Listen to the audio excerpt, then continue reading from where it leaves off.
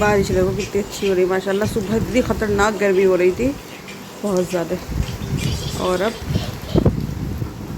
बारिश। और मुख्तारी कर रहे हैं नाश्ता। मुख्तारी हेलो।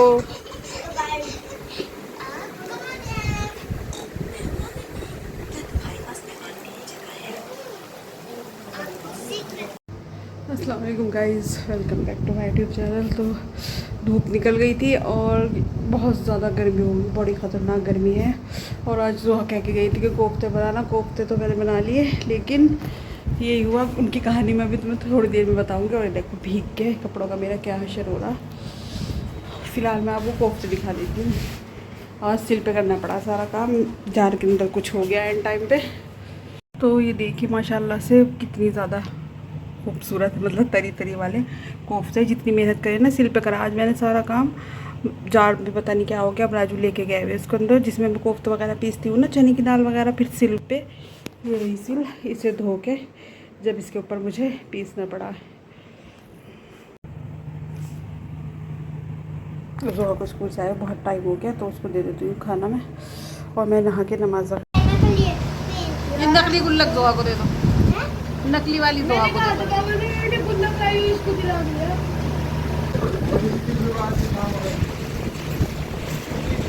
और तुम ये कह रहे थे टूट रहा है, टूट नहीं रहा, ये कह रहे थे ना तुम कि चल रहा है, फिलहाल जाम हो रहा, चल रहा है।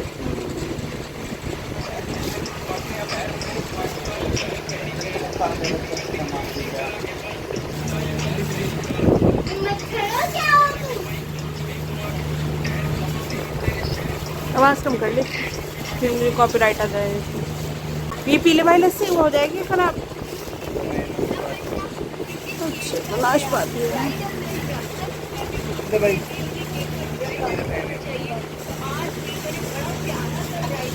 हर चक्कर में पेन जरूर है। क्या हुआ? मैंने कहा चक्कर में पेन जरूर आए हैं। हाँ भाई पेन जरूरी। क्या है ग्रीन एप्पल?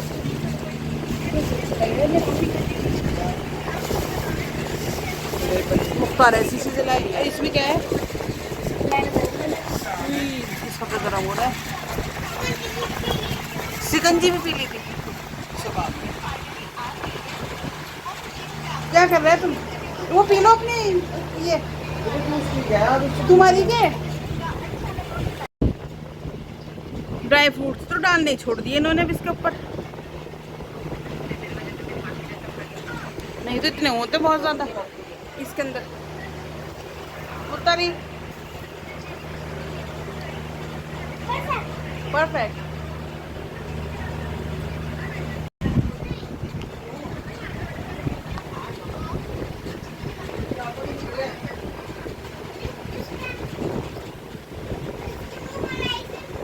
मलाई आ गई इसके मुंह में।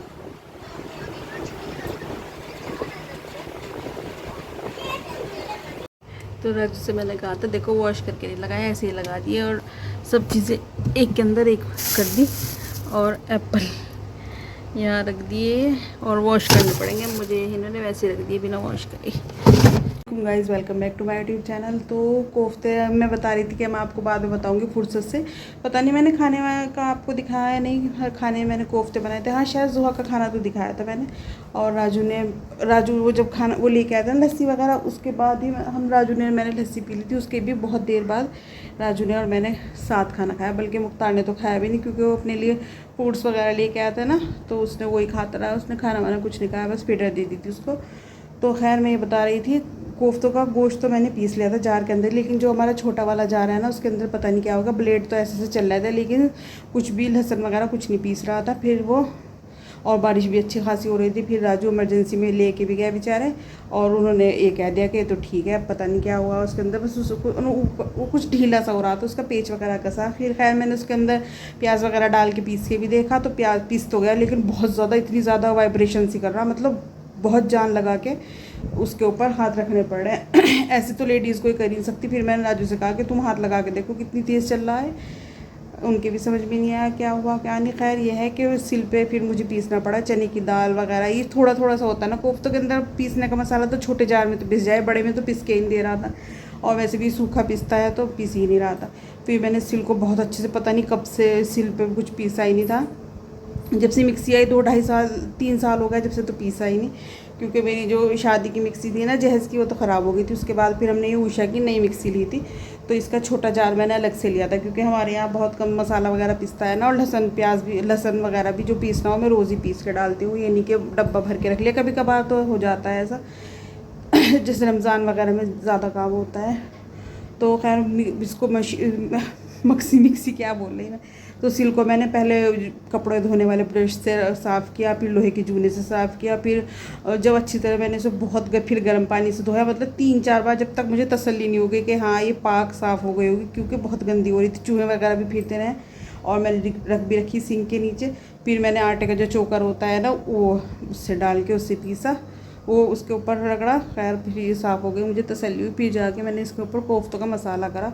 फिर कोफ्ते बहुत ज़्यादा टेस्टी, अल्लाह का शुक्र, खैर बन के हो गए थे रेडी। लेकिन 3-3:30 के करीब बज गए थे। जोहा स्कूल से 1:30 बजे आ गई थी। आज जोहा स्कूल चली गई थी, और आज है फ्राइडे का दिन। हाँ, आज जुमा का दिन है। अब मैं आई हूँ चाय बनाने। राजू तो पी रही थी चाय, राजू ने तो पी ली थी अपनी चाय क्योंकि मैं थक के लेट गई थी। बर्तन वगैरह भी मैंने वॉश नहीं किए थे, इतनी ज़्यादा थकान हो गई थी, क्योंकि जिस्म को आदत ही नहीं रही है सिल वगैरह पे काम करने की, भारी काम करने की। अभी मेरे अंदर बहुत कमज़ोरी सी भी रहा, हाथ पैर काँपने लगते हैं भूख की वजह से तो खैर अब मैं बना लेती हूँ चाय, इंशाल्लाह थोड़ी देर में आपसे मिलेंगे। तो चलिए मैं बना लूँ जोहा की चाय। और बर्तन वगैरह अभी तक ऐसे ही पड़े, ये रहा हमारे कोफ्तों का सालन। पता नहीं फ़ोटो इसके अंदर कैमरे में पीला पीला सा क्यों आया, नहीं तो माशाल्लाह इतना इसके ऊपर वो हो रहा घी, लेकिन इसमें नहीं आता बिल्कुल भी। तो चलिए बना लेती हूँ चाय।